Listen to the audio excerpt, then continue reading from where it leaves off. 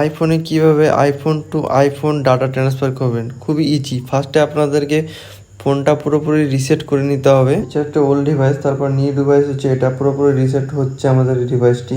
তো এটা থেকে আমাদের নিউ ডিভাইসে ওর ডেটা ট্রান্সফারটা হবে। এটা হচ্ছে নিউ ডিভাইস, এটা ওল্ড ডিভাইস। তো ফার্স্টে রিসেট হওয়ার পর এরকম একটা অ্যানিমেশন আসবে। প্রথমে আমাদের ইংলিশ ল্যাঙ্গুয়েজ সিলেক্ট করে দিতে হবে, তারপর যারা কান্ট্রি আছে সেই কান্ট্রিটা আমরা ইন্ডিয়া সিলেক্ট করে নেব। তারপর কিছুক্ষণ ওয়েট করার পর একটা অপশান আসবে, ফোনটা পাশে নিলে সেট আপের একটা অপশান চলে আসবে। তো এখানে ফেস আইডি বা পিন দিলেই ফেস আইডিটা ওপেন হয়ে যাবে, বা কিউআর কোড দিবে, একটা কিউআরের অপশান থাকবে অ্যাপেল তরফ থেকে। তো ওটাকেই আমরা স্ক্যান করে নেব।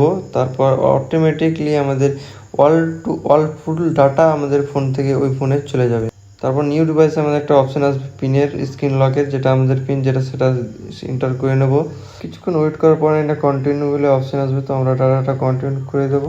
তো আরেকটা অপশান আসবে, তো আমরা সেট আপ লেটারে মেরে দেবো, ফেস আইডিটা পরে কানেক্ট করবো। তো ডেটা ট্রান্সফার কন্টিনিউতে আমরা মারবো। কিছুক্ষণ ওয়েট করার পর একটা অপশান আসবে, তো এগ্রিতে আমরা কন্টিনিউ করে দেবো। তো আমাদের আরেকটা অপশান আসবে, ম্যাচ টু সেটিং মেরে দেবো, আবার কন্টিনিউ অপশান আসছে। তো আপডেট দিতে, আপডেট আমাদের লাগবে না, পরে আপডেটটা করা আছে। কিন্তু আপনাদেরকে একটা মাথায় রাখতে হবে, আপডেট যেন করা থাকে ফোনে, আপডেট অবশ্যই লাগবে। সেম টু সেম আপনার ওই আপডেট আর সেম আপডেটে লাগবে। আমাদের এটা পাসওয়ার্ড চাইছে, কোনো সবগুলো নিয়ে পাসওয়ার্ড চাই না, এটা চাইছে।